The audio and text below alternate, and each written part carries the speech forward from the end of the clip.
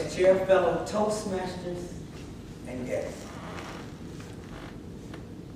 have you ever found a four-legged clover?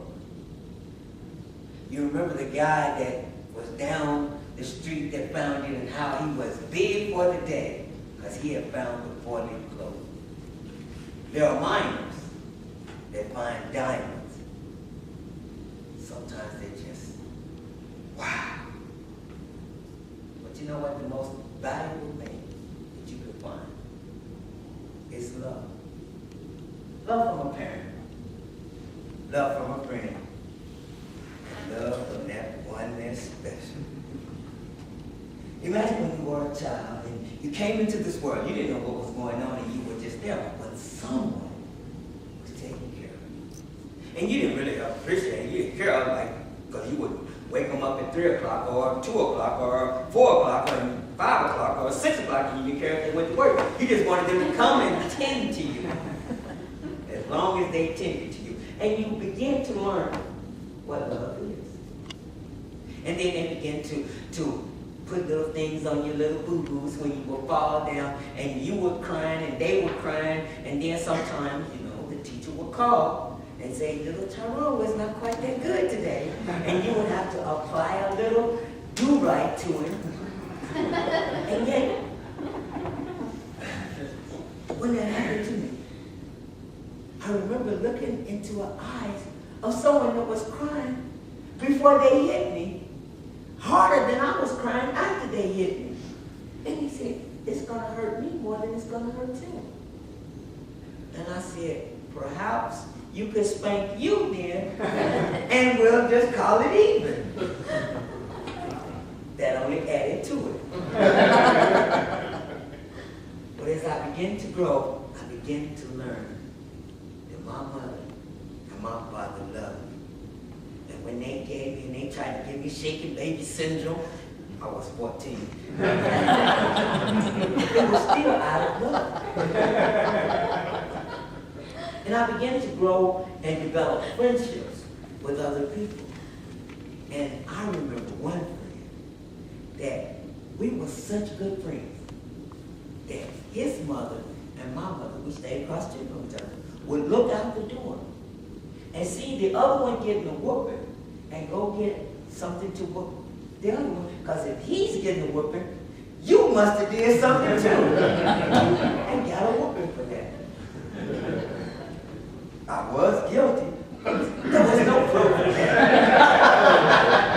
But that's what happens when you have a friend.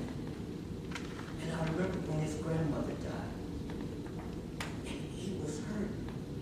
And I was hurt. And I was hurt because I loved her, but because I loved my friend. And I didn't want to see my friend going through this way. Not the little casual friends, you know, the ones on Facebook friends. Not those friends, but the real friends. When you have something exciting to talk about, they are the ones that you call. But when you just want somebody to talk to, those friends. Not the ones when you need some money, because we all have friends that show up with their hand out. But the real friends. But you know what? I found the most valuable lesson and love came when I found somebody that would stay with me. I didn't know I was so difficult. I went through life thinking I was, hey, you got me. A few times in the pastor's office during counseling, and then finally he said, can I tell you something? I said, well, sure, speak freely. You know, she can handle it. He said, you're not perfect. And she's doing a great job of putting up with you.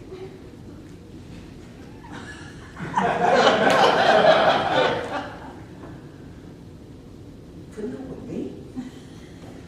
I've been with me my whole life. And I've never had to put up with me. But to have somebody that you know when you get older, and you might not see quite as well as you used to,